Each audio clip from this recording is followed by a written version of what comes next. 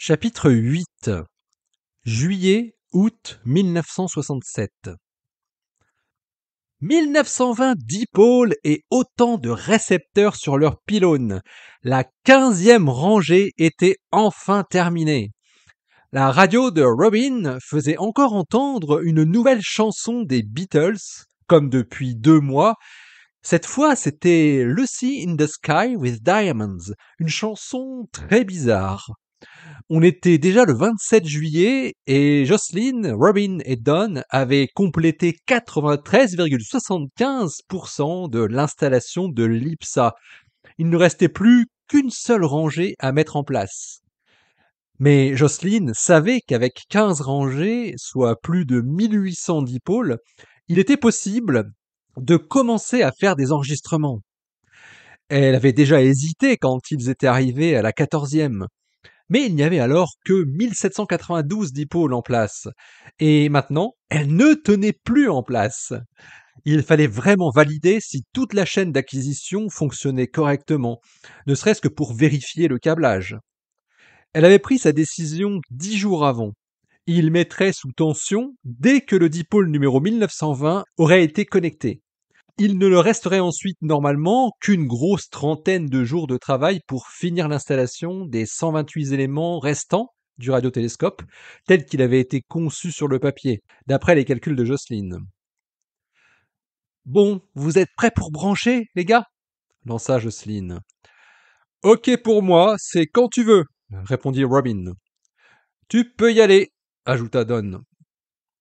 Jocelyn avait d'abord allumé l'oscillographe qui permettait de contrôler la forme des impulsions électriques qui sortaient des récepteurs, et puis ensuite l'enregistreur qui avait commencé à dérouler son papier en traçant une droite rectiligne. Elle appuya ensuite sur le bouton noir qui déclenchait l'alimentation électrique de l'ensemble du réseau d'antennes, sous l'œil inquiet de ses deux collègues. L'oscillographe commença à tracer des lentes sinusoïdes élégantes, puis les 4 aiguilles de l'enregistreur multipiste se mirent à virevolter chacune, indépendamment l'une de l'autre. La deuxième aiguille intéressait plus particulièrement Jocelyn. Elle mesurait le signal qui était reçu à la déclinaison de 22 degrés. Jocelyn avait choisi de vérifier le bon fonctionnement de l'IPSA grâce à la détection de l'une des sources radio les plus connues du ciel, la source de la nébuleuse du Crabe, qui se trouvait à 5h31 d'ascension droite et à 21 degrés 58 de déclinaison. Elle devait transiter dans le champ de vue de l'IPSA à 17h42. Il fallait encore attendre un peu plus de 10 minutes, mais déjà, les différentes aiguilles qui correspondaient aux déclinaisons 19 degrés, 22 degrés, 25 degrés et 28 degrés semblaient bien montrer que le radiotélescope détectait des sources radio pendant qu'elles transitaient. Les signaux qui étaient tracés sur le papier qui défilait semblaient correspondre à autre chose qu'à du bruit de fond ou des interférences parasites, même s'il devait y en avoir un certain nombre. Ce qui se passerait sur le deuxième canal d'enregistrement à 17h42 serait la preuve que l'IPSA arrive effectivement à détecter des sources radio, ou au moins la source radio de la nébuleuse du Crabe.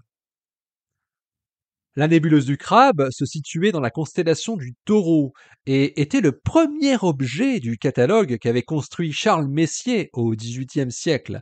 On l'appelait donc M1. On comprit au début des années 1920 qu'il s'agissait d'un résidu d'une supernova, grâce à des observations qui montraient qu'elle changeait au cours du temps et qu'elle était en train de s'étendre. Et ce n'était pas n'importe quelle supernova. Sa position dans le ciel correspondait très bien à la supernova qui avait été observée par les astronomes chinois durant plusieurs mois en 1054. Le taux d'expansion de la nébuleuse qui avait été mesuré donnait aussi un âge approximatif de 900 ans.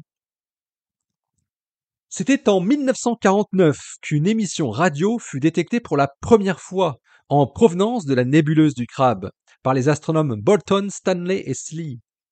Et cette source radio s'était révélée la plus intense source radio du ciel. Et dans un article qu'ils avaient publié en juillet 1965, Hewish et son étudiant nigérian Samuel Okoye, qui avait soutenu sa thèse juste au moment où Jocelyn arrivait à Cambridge, avaient montré, grâce à des observations avec un interféromètre, que la source radio de la nébuleuse du Crabe avait une dimension angulaire extrêmement petite, inférieure à 0,1 seconde d'arc. À partir de la distance de la nébuleuse qu'on estimait, ça voulait dire une dimension inférieure à 1 millième de parsec. Et puis récemment aussi, en 1963, des rayons X avaient été détectés provenant de la mystérieuse nébuleuse en forme de crustacé, grâce à des observations d'occultation lunaire qui avaient pu être effectuées à partir d'une fusée lancée à très haute altitude, là où il était seulement possible de détecter les rayonnements les plus énergétiques. Il était 17h42 ce 27 juillet et la deuxième aiguille de l'enregistreur multibande qui traçait ce que l'IPSA détectait à la déclinaison de 22 degrés se mit à osciller très nettement. Jocelyn dit calmement: « On voit la nébuleuse du Crabe !» « Bravo !» dit Don. « Félicitations !» ajouta Robin. « Ça marche !» « Mais c'est à vous que je dois donner des félicitations, c'est grâce à vous si ça marche. Et du premier coup en plus. On a réussi à le faire. Merci, messieurs. » Jocelyn était à la fois joyeuse et soulagée. L'IPSA pouvait désormais être utilisé pour observer le ciel de l'hémisphère nord et produire des résultats scientifiques.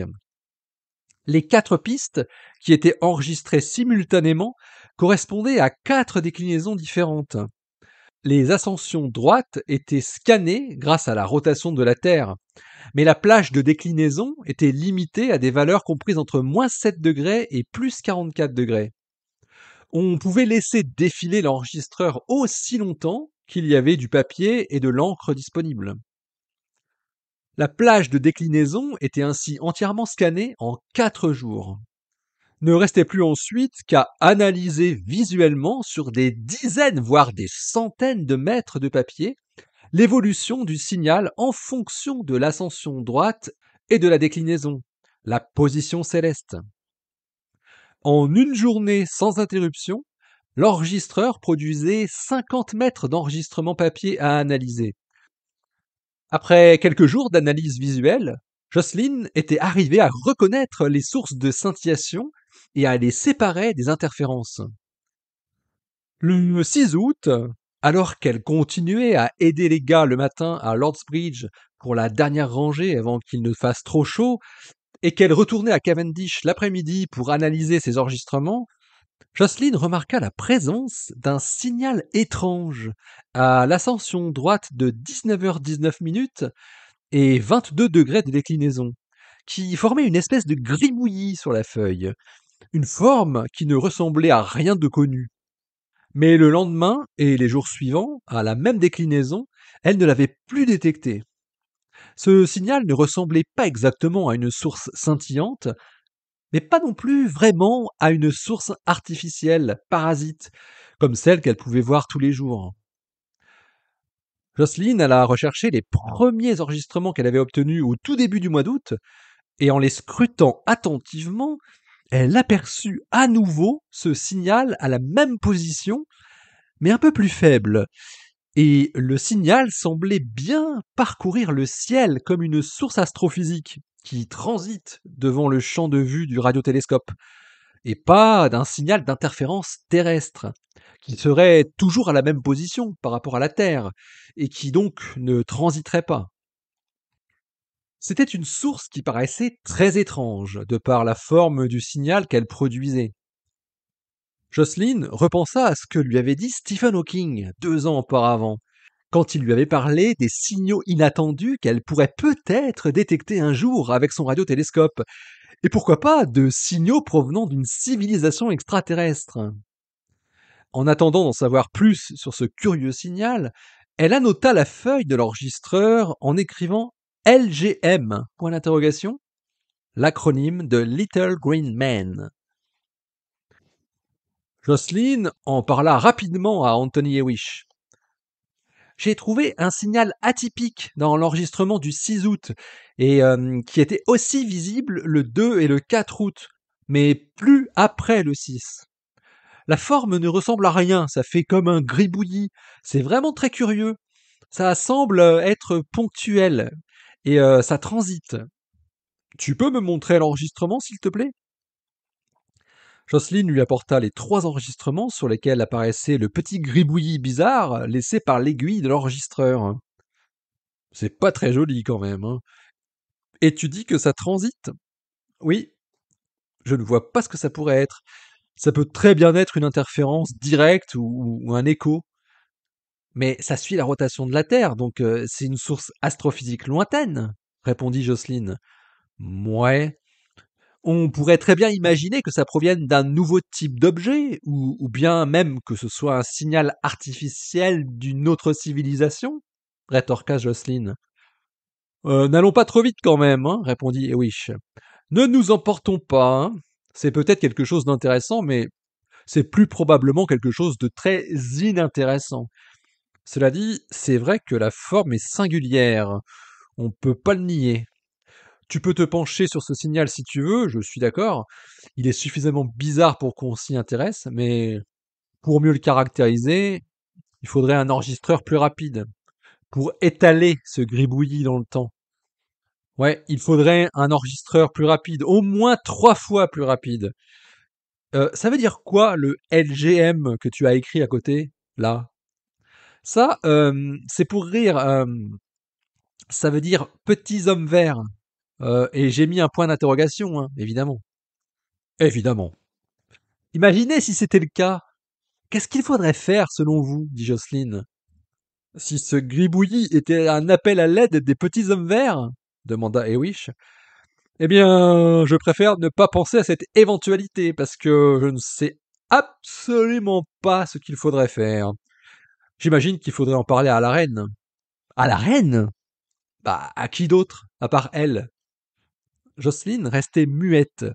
Elle n'avait en vérité jamais vraiment réfléchi au comportement qu'il faudrait adopter si jamais il détectait véritablement un message extraterrestre. Faudrait-il en parler tout de suite à la communauté scientifique? Aux militaires? À la reine? Aux journaux? Cela aurait de toute façon de très grandes conséquences au niveau mondial, continua Hewish. Contentons-nous de mieux caractériser ce gribouillis, on va vite comprendre que ce n'est qu'une interférence de plus qui nous joue des tours.